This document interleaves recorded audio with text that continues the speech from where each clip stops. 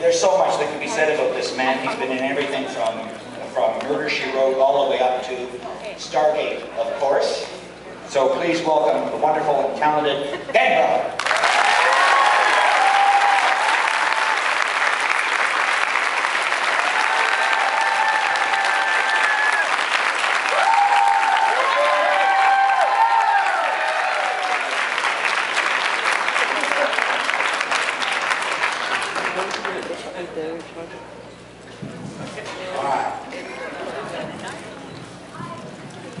Do we have any Farscape fans here?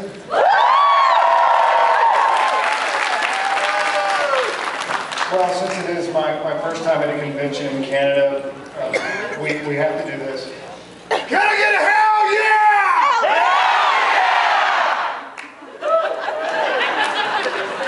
That never gets old. Oh, what a great way to start a day. I guess some of you are just getting up, right? Because I heard there was, I heard there was Klingon karaoke. Great, so my name's Browder. I was in Murder, She Wrote.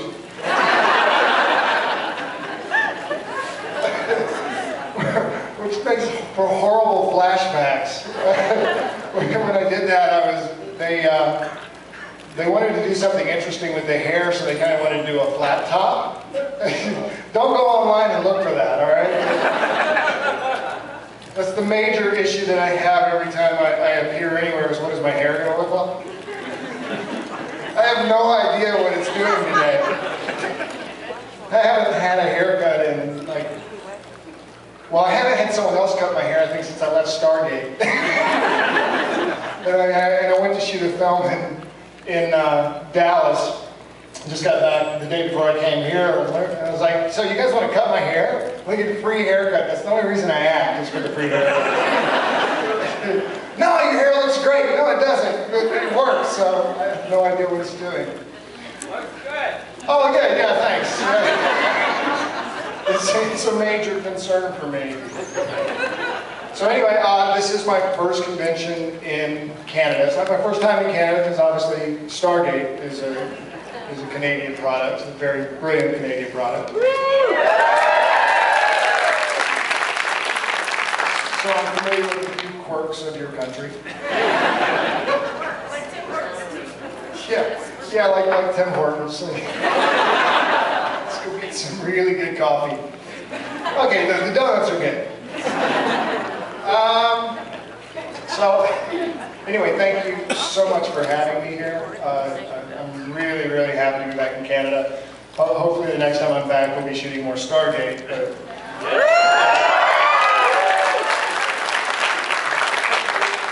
it is a real pleasure to be here. To catch you up to date, just because people will say, usually, well, what do you have going on next? On Monday, I'll be looking for work. But I did just finish shooting a low-budget film in Dallas called Bad Kids Go to Hell, which is based on a graphic novel comic book. And they're a great group of youngsters that were on the set. And then when I say youngsters, I'm old enough to be all of your father. I might be, because that kid kind of looks like me. They were a great group, but they do start to, when you work with someone who is 19 years old, and you're reporting on it, you start to feel like the really old man on set. Wow, but I had a great time doing that. I don't know when it's going to be out. I don't know where it's going to be released. So just stop that question. And then I have a project which is in development, which is called Not for Hire. Again, we haven't shot it. I'm hoping we're going to shoot it in the next 6 months, but like any future project that an actor has until the check is cleared. And until it's actually coming to somewhere near you, I don't have a lot to say about that. So my next thing is, you can ask me, how are you going to get your next job? Which would put me right in line with about 20% of my country at the moment. Well, no, that's probably about right. Other than that, catching up, the last appearance that I had, which was in Dragon Con, which is in Atlanta, which is a huge event. If you can make it, it's a lot of fun. My last year has kind of been like this, and I don't want to be a downer about it. I lost my father to cancer just a year ago. On my stage appearance at Dragon Con, I got a call the night before, and my manager of 20 years had died of cancer that night. Yeah. I got back from Dragon Con, and then I went to Farscape Convention, which I do on a yearly basis. And I was on stage, and people say, "So what's going on with you?" And you know, you're sort of humming and hawing. And my wife was diagnosed with breast cancer about 2-3 weeks before we were on stage, and she was on stage, and she didn't want anybody to know. So that's in a short capsule my last year. And so, I'm not being down about it, because my wife, it's good, but you know, something which is this big can completely change your life. I'm talking about something the size between a pea and a marble, and she got it early mammograms. 47 years old, stage 1, done the chemo, done the radiation, done the surgery, and you know, your life changes on these little nuggets. And to be on the upside about it, the last year has made me more appreciative of everything. It's a tremendous gift that I have been given to know what is important, or to find out what is really important. The people around you, the people that you care for.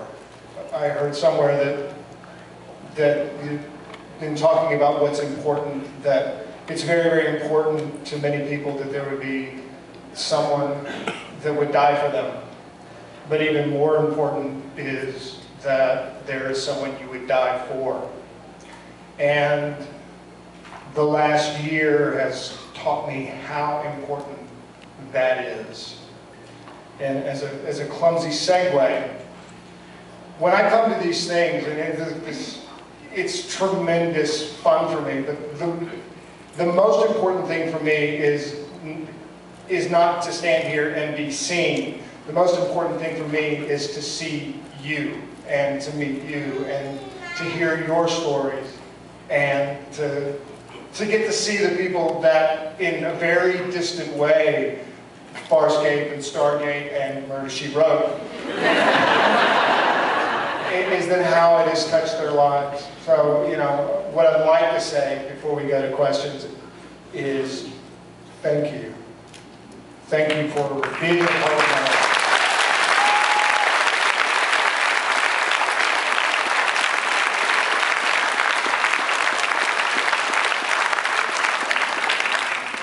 Not my usual opening.